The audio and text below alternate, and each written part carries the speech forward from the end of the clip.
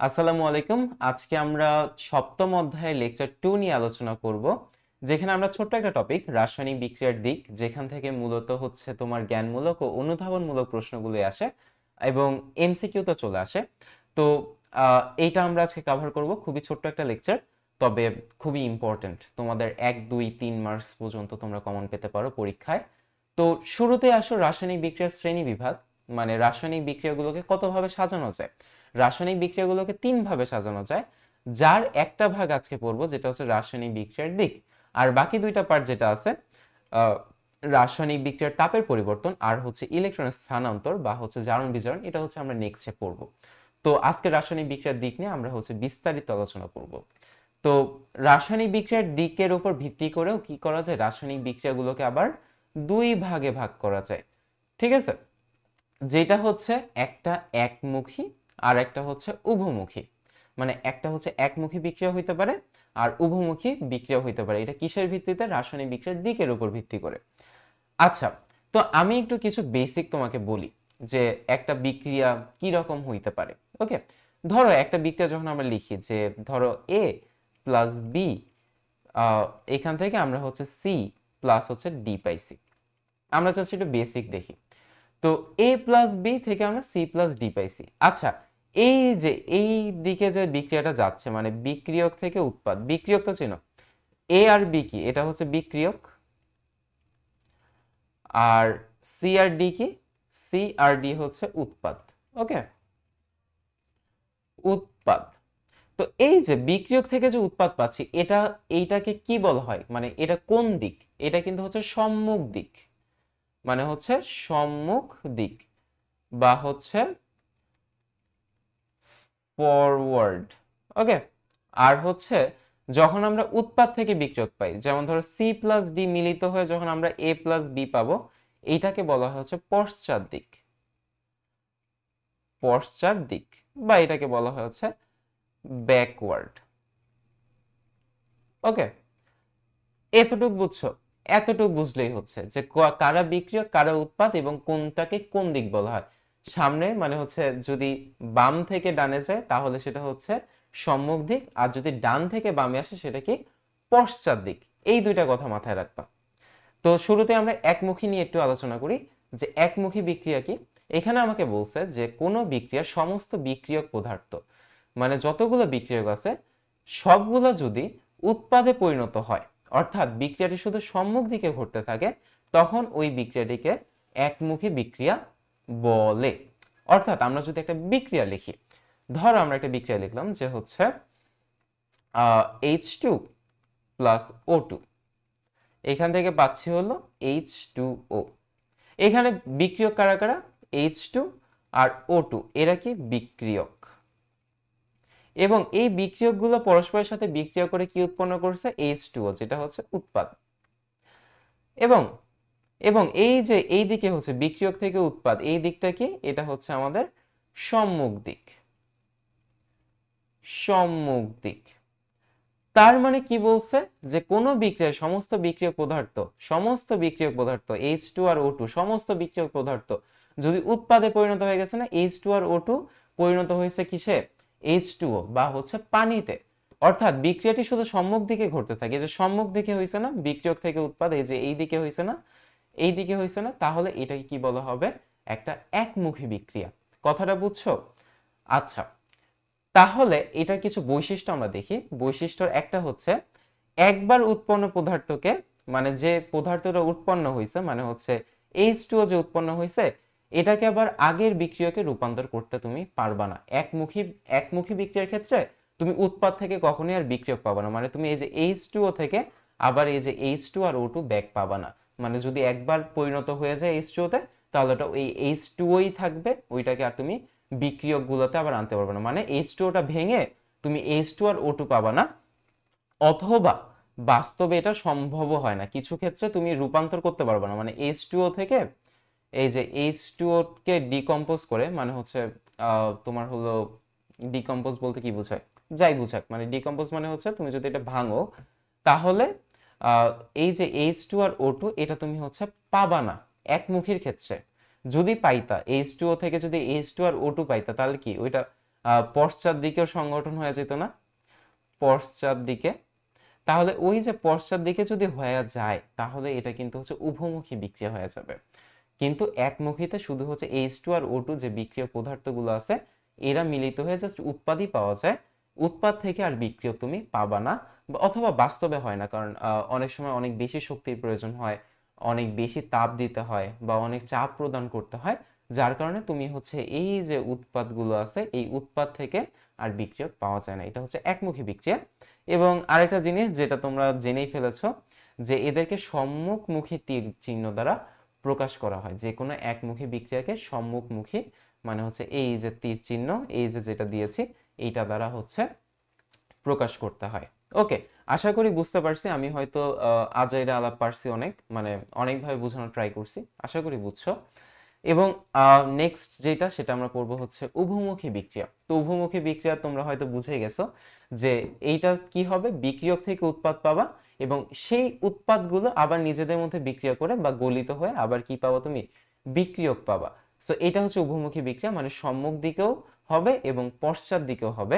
So সংজ্ঞাটাও same, যে যদি কোনো রাসায়নিক বিক্রিয়া একসাথে সম্মুখ দিক ও পশ্চাৎ দিক থেকে সংগঠিত হয়, অর্থাৎ বিক্রিয়ক থেকে উৎপাদ এবং উৎপাদ থেকে পুনরায় বিক্রিয়ক পাওয়া যায়, তবে সেই বিক্রিয়াকে উভমুখী বিক্রিয়া বলা হয়। এবং উভমুখী বিক্রিয়াকে আমরা যখন প্রকাশ করি তখন দুইটা অর্ধ তীর চিহ্ন দ্বারা প্রকাশ করি। তো এখন আমরা যদি একটা এক্সাম্পল নেই, ধরো হচ্ছে ক্যালসিয়াম কার্বনেট, এটাকে তো তুমি যদি হচ্ছে ডিকম্পোজ করো, মানে হচ্ছে অনেক তাপ দাও, তাহলে এটা ভেঙে কি হবে, ক্যালসিয়াম অক্সাইড আর হচ্ছে কার্বন ডাই অক্সাইড। এবং এই যে ক্যালসিয়াম অক্সাইড আর কার্বন ডাই অক্সাইড যে উৎপন্ন হয়েছে এরা আবার নিজেদের মধ্যে বিক্রিয়া করে কি উৎপন্ন করবে, ক্যালসিয়াম কার্বনেট। বুঝছো? মানে প্রথমে কি হইল, প্রথমে ক্যালসিয়াম কার্বনেট থেকে আমরা পাচ্ছি হলো calcium oxide plus carbon die oxide, এবং সেকেন্ড হাফে আমাদের কি হচ্ছে, এই যে উৎপাদগুলো পাইছি ক্যালসিয়াম অক্সাইড আর কার্বন ডাই অক্সাইড, এরা নিজেদের মধ্যে বিক্রিয়া করে আবার উৎপন্ন করতেছে কি, ক্যালসিয়াম কার্বনেট। অর্থাৎ এটা একবার সম্মুখ দিকে হচ্ছে, একবার সম্মুখ দিকে হচ্ছে, আর একবার পশ্চাৎ দিকেও হচ্ছে, আর একবার পশ্চাৎ দিকেও হচ্ছে। মানে একবার বিক্রিয়ক থেকে উৎপাদ পাচ্ছি এবং আবার উৎপাদ থেকে বিক্রিয়ক পাচ্ছি। এই ধরনের রিয়াকশনকে বলা হয় উভমুখী রিয়াকশন। আমরা কি বুঝাইতে পারছি যে একমুখী কি আর উভমুখী কি? একমুখী বিক্রিয়ায় জাস্ট তুমি বিক্রিয়ক থেকে উৎপাদ পাবা কিন্তু উৎপাদ থেকে বিক্রিয়ক পাবা না। আর উভমুখী বিক্রিয়ায় কি, বিক্রিয়ক থেকে উৎপাদ পাওয়া যায় এবং উৎপাদ থেকে বিক্রিয়কও পাওয়া যায়। সো মেইন ডিফারেন্সটা এটাই। আর একমুখীকে কি দ্বারা প্রকাশ করা হয়, এইটা দিয়ে, আর উভমুখীকে এই বিপরীতমুখী অর্ধ তীর দ্বারা। সো এতটুকু বুঝছি।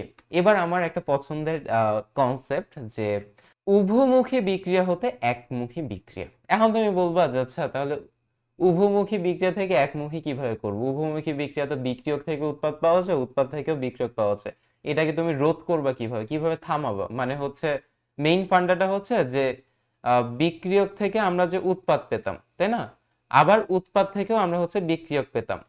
তো এখন এটা হচ্ছে উভমুখী বিক্রিয়া, তাই না, উভমুখী।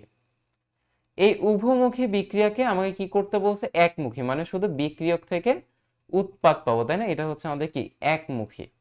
এটা করতে বলছে, অর্থাৎ আমাকে হচ্ছে এটা বাদ দিতে বলছে যে উৎপাদ থেকে যেন আমি আর বিক্রিয়ক না পাই ভাই, তাইলে তো আমার একমুখী বিক্রিয়া হচ্ছে। তাহলে আসো দেখি এবার আমরা কিভাবে করতে পারি।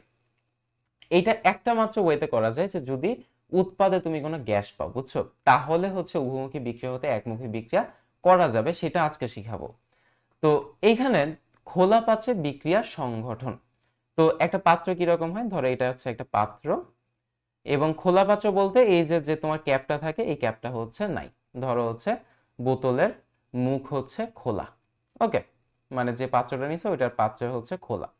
এখন আমরা তো কি বলছে, উৎপাদ সমূহের মধ্যে কোনো একটি উৎপাদ যদি গ্যাসীয় হয় তাহলে সে সকল বিক্রিয়া যদি আমরা খোলা পাত্রে সংগঠিত করি তাহলে একমুখী বিক্রিয়ায় রূপান্তরিত হয়। বলতে কি বোঝায়, আসো আমরা একটু জানি। ধরো তুমি হচ্ছে ক্যালসিয়াম কার্বনেট নিছো, একটা সিম্পল উদাহরণ। সো এটা একটা উভমুখী বিক্রিয়া না, একটু আগে দেখলাম ক্যালসিয়াম অক্সাইড আর হচ্ছে কার্বন ডাই অক্সাইড। তো এটা একটা উভমুখী বিক্রিয়া, কারণ ক্যালসিয়াম কার্বনেট থেকে ক্যালসিয়াম অক্সাইড আর কার্বন ডাই অক্সাইড পাচ্ছি এবং পুনরায় ক্যালসিয়াম অক্সাইড আর কার্বন ডাই অক্সাইড মিলে ক্যালসিয়াম কার্বনেট আমরা পাচ্ছি।